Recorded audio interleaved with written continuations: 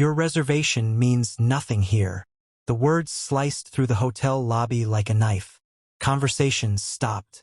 Cups froze halfway to lips. Every head turned. Behind the marble counter stood a blonde woman in a navy blazer. Her name tag read Vanessa. She held a printed reservation with both hands. Her lips curled into a thin smile. Then she tore the paper slowly. Rip, rip, rip. The pieces fell onto the polished white floor like confetti at the wrong celebration. In front of her stood a tall black woman in a fitted emerald dress.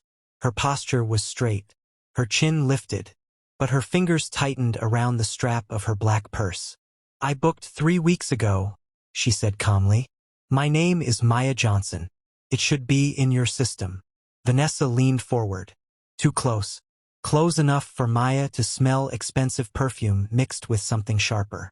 "I already told you," Vanessa said. "This suite is not for everyone." Her eyes moved from Maya's dress to her watch, then to her bag. "You may have dressed up for the occasion," she added, voice dripping with mock sweetness. "But we have a certain standard here, and you don't fit it." A small laugh echoed from somewhere behind. Someone whispered, "Another one trying to act rich." Phones were already raised. Recording. No one stepped forward. It is easier to film humiliation than to stop it. Maya felt heat rise in her chest. She had crossed the entire city to be here. She had left her 7-year-old daughter with her mother for the night. This was supposed to be special. 10 years of marriage. 10 years of building something from nothing. This hotel had been a dream since she was a little girl watching it on TV. The Grand Monarch. Crystal chandeliers. Famous guests. A place that symbolized success. She swallowed hard. "You tore my reservation," she said slowly. "Why?" Vanessa lifted her chin. "Because I can. I'm the front desk manager. I decide who stays and who doesn't." The security guard by the door crossed his arms. Watching. Silent. Maya's eyes watered for just a second. Not here, she told herself. Not in front of her. "Are you finished?" Maya asked quietly. Vanessa smirked. "Yes. And now you can leave before I have security escort you out." The room hummed with murmurs. Instead of arguing, Maya opened her purse and took out her phone. People shifted, expecting shouting. Drama. A scene. She simply scrolled through her contacts. Vanessa laughed. "Who are you calling? Your lawyer? Consumer protection? Sweetheart, we deal with complaints every day. You won't be the first person to cry about it." Maya ignored her. She pressed the phone to her ear. "Daniel," she said when he answered. Her voice stayed steady, but softer now. "I'm at the hotel. The manager just tore our reservation in front of everyone. She said we don't fit the profile." Silence on the other end. Then a long breath. "Stay there," Daniel said. Calm. Controlled. "Don't argue with anyone. I'm coming." Maya ended the call. Vanessa crossed her arms. "Oh no," she mocked. "Is your husband coming to scold me?" "He can come," she added. "I'm still in charge here." 10 minutes later, the sound of a black SUV pulling up outside made heads turn again. The vehicle stopped right at the entrance. 2 tall men stepped out first. Dark suits, earpieces, serious faces. Then Daniel Johnson stepped out. He wore a simple white dress shirt with the sleeves rolled up. Tailored trousers, polished shoes, no flashy logos, no gold chains, nothing loud. But there was something about the way he walked. People moved aside without being asked. He entered the lobby and went straight to Maya. "Are you okay?" he asked softly. She nodded, though her hands still trembled. Vanessa adjusted her blazer and put on a professional smile. "Good afternoon, sir. How may I?"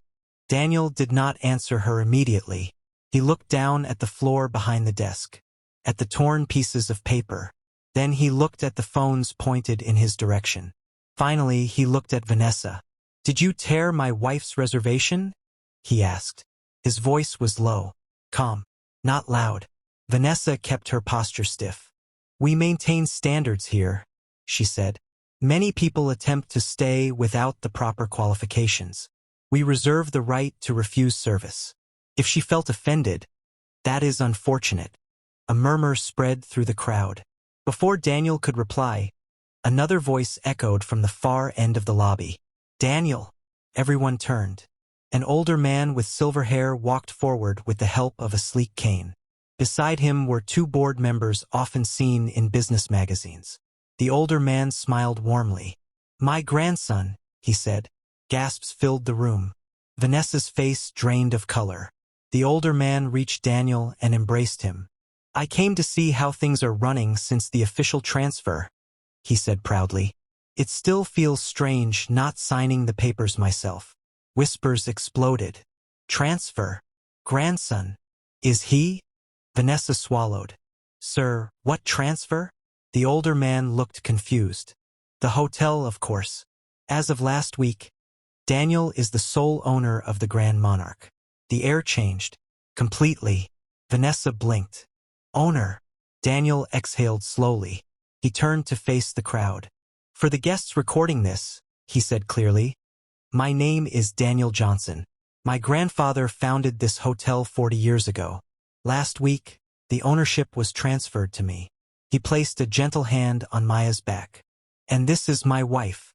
The only person here who deserved respect and did not receive it. Silence. Cold and heavy. The older man frowned. What happened? Daniel did not shout. He did not insult. He simply explained. The torn reservation. The comments about standards. The laughter. The phones raised instead of voices. No extra words. Just facts. And somehow they sounded worse than any yelling could have. Vanessa tried to speak. I didn't know who she was. Maya interrupted for the first time. That's the problem, she said calmly. If respect depends on knowing who someone is, then it isn't respect. It's convenience. Several employees lowered their eyes.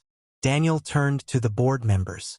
Effective immediately, he said, any employee who humiliates a guest based on appearance, race, or assumption will not work here. Not at the front desk. Not in management. Nowhere. He looked directly at Vanessa. You're dismissed. Collect your things. A sharp inhale moved through the lobby. Phones were still recording. But now they were capturing something else. Accountability. Daniel then faced the staff who had stood by silently. And to those who watched and did nothing, he added, silence during injustice is a choice. You chose today. Think carefully about who you want to be moving forward. No one spoke. For the first time since she walked in, Maya felt her chest loosen. The older man smiled gently at her. Welcome, Mrs. Johnson, he said. The presidential suite is ready. And this time, the only thing we're tearing apart is prejudice. A small, shaky laugh escaped her. Daniel took her hand. They walked toward the glass elevator together. The entire lobby watched in silence. Not applause, not cheers, just reflection. Because power can change hands. Money can move from one account to another. Titles can be updated overnight. But character shows itself in moments like this. The real test is not who owns the building. It is how we treat the person standing in front of us when we think they have nothing to offer. Maya had arrived with dignity. She almost left with humiliation. Instead, she walked away with something stronger. Proof that silence feeds injustice. And that respect should never be reserved for the powerful. Now let me ask you something. If you were standing in that lobby, would you have kept recording? Or would you have spoken up? If the story moved you, share it. Because humiliation is not customer service. It is a reflection of character. And character always reveals itself in public.